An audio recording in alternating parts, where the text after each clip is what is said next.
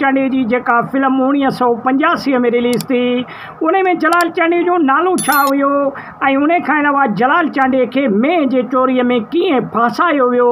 ऐं जलाल चांडो इन फिल्म में कीअं धाड़ेल थियो। दोस्तों सॼी ये स्टोरी तव्हांखे इन वीडियो में ॿुधाईंदासीं ऐं उन खां अलावा जेका जलाल चांडे जी सिंधी फिल्म हुई जेका 1985 में रिलीज़ थी जेका सॼे सिंध में तमामु घणी मक़बूल हुई उहा फिल्म ऐं अॼु बि तव्हां यूट्यूब ते ॾिसंदव त लखे माण्हुनि जेको आहे सो उन फिल्म खे ॾिठो आहे ऐं अॼु उन फिल्म जो कुझु जेको आहे सो शॉट तव्हां अॼु शेयर कंदासीं इन वीडियो जी सूरत में ऐं उन खां अलावा ॿुधाईंदासीं जलाल चांडियो दोस्तों नंढो हुयो तक़रीबन इन फिल्म जी कहाणी पिया तव्हांखे ॿुधायूं जेका 1985 में रिलीज़ थी त इन फिल्म में जलाल चांडे जो जेको नालो हुयो उहो परू नालो हुयो जलाल चांडे जो ऐं जलाल चांडियो कमो बे 17 खां 18 सालनि जो हुयो त जलाल चांडे खे ॻोठ जे माण्हुनि कुझु मेह जे चोरीअ में फासाए करे ऐं उन टाइम में मेह जी जेका क़ीमत हुई उहा 20,000 रुपया हुई जेका परू माना जलाल चांडे जो पीउ हुयो जेको इन फिल्म में उन फिल्म ते इहा चटी मणी वई ऐं परू जेको जलाल चांडियो उन खे चयो वियो त इहे 20,000 रुपया तूं भरे ॾे इहा मेह तो चोरी कई। हालांकि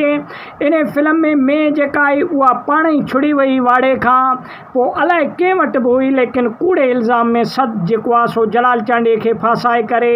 ऐं उन खे तशदुद बि कयो वियो ऐं उन खां अलावा 20,000 जी चटी बि उन जे मथां लॻाई वई। इन सूरनि जे करे जलाल चांडियो भॼी करे ॻोठ मां ऐं पोइ जेको आहे सो धाड़ेल वारो सूरत इख़्तियार कयो ऐं उन खां अलावा जलाल चांडे पंहिंजी हिकु गैंग ठाही इन फिल्म में जंहिंमें जलाल चांडे सां गॾु 10 खां 12 माण्हू जेके धाड़ेल हुया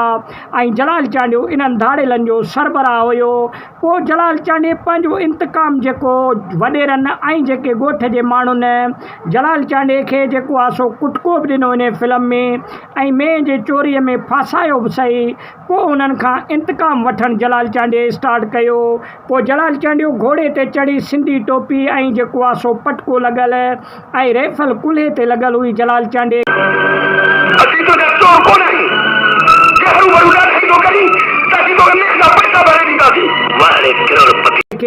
पोइ जलाल चांडियो अची वॾेरनि खे जेको आहे सो तंग कंदो आहे इन फिल्मनि में ऐं इन फिल्म में पंहिंजी जेको आहे सो नाजाइज़ जो बदिलो बि वठंदो आहे। दोस्तों जलाल चांडे जी फिल्म जेका 1985 में रिलीज़ थी उहा तमामु घणी मक़बूल थी ऐं जलाल चांडे पंहिंजी ज़िंदगीअ में हिकिड़ी इहा फिल्म रिलीज़ कई हुई जेका तमामु घणी सिंध में वायरल बि थी ऐं तमामु घणो माण्हुनि जेको आहे सो इन फिल्म खे मोट बि ॾिनी। दोस्तों जलाल चांडियो सिंध जो हिकु मक़बूल तरीन फ़नकार त पंहिंजी जाइ ते हुयो लेकिन हिकु फिल्म बि उन जी तमामु घणी मक़बूल थी। इहो एज़ाज़ बि जलाल चांडे जे नालनि में शुमारु थियो त जलाल चांडे पंहिंजे ज़िंदगीअ में हिकु बेहतरीन फिल्म भी रिलीज़ करे वियो जंहिंखे लखें माण्हुनि जेको आहे सो सिंध में ॾिठो। वॾी महिरबानी। उमेद आहे त नंढो वीडियो पसंदि आयो हूंदो। वीडियो खे लाइक ऐं शेयर